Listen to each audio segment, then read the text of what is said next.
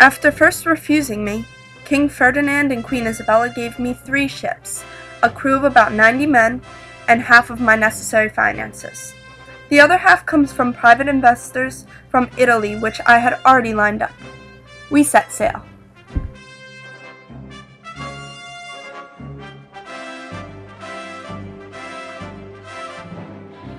Dear Journal, it is Tuesday, September 25th. At sunset, Martin Alonso called out with great joy from his vessel that he saw land, and demanded of the admiral a reward for his intelligence.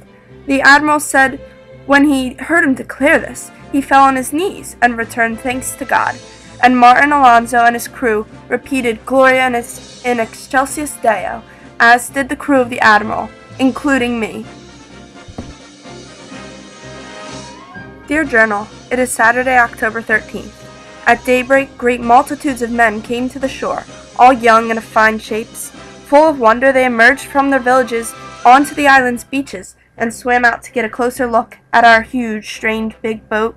When I came ashore, carrying a sword and speaking oddly, the peoples ran to greet me and my crew, supplying us with fresh water. They were a very handsome people.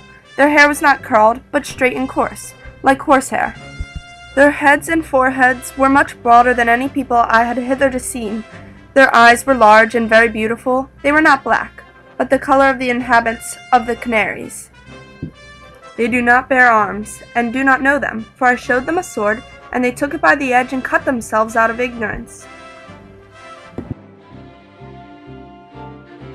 The peoples came loaded with balls of cotton, parrots, javelins, and other things too numerous to mention. These they exchanged for whatever we chose to give them. I was very attentive to them, and strove to learn if they had any gold. They showed me balls of cotton and spears and many other things. When I tried to trade them with currency, they refused. However, they gladly exchanged the hawk's bells, which amused them so.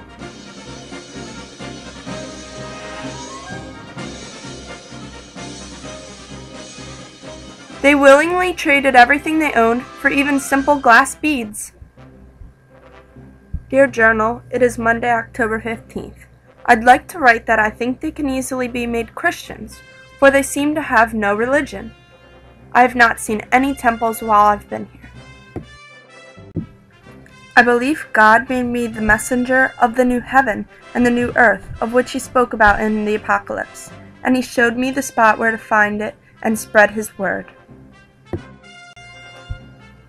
Dear Journal, I have just noticed how many of these men and women I have seen scars on their bodies, and when I made signs to them to find out how this happened, they indicated that people from nearby islands came to their homes to capture them. I think they defend themselves the best they can, but I believe that people from the mainland come here to take them as slaves.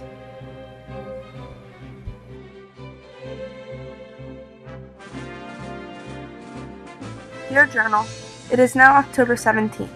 The people of these islands ought to make good and skilled servants, for they repeat very quickly whatever we say to them. If it pleases our Lord, I will take 6 of them to the Highnesses when I depart, in order that they may learn our language. There is one fine girl I believe Queen Isabella will particularly enjoy.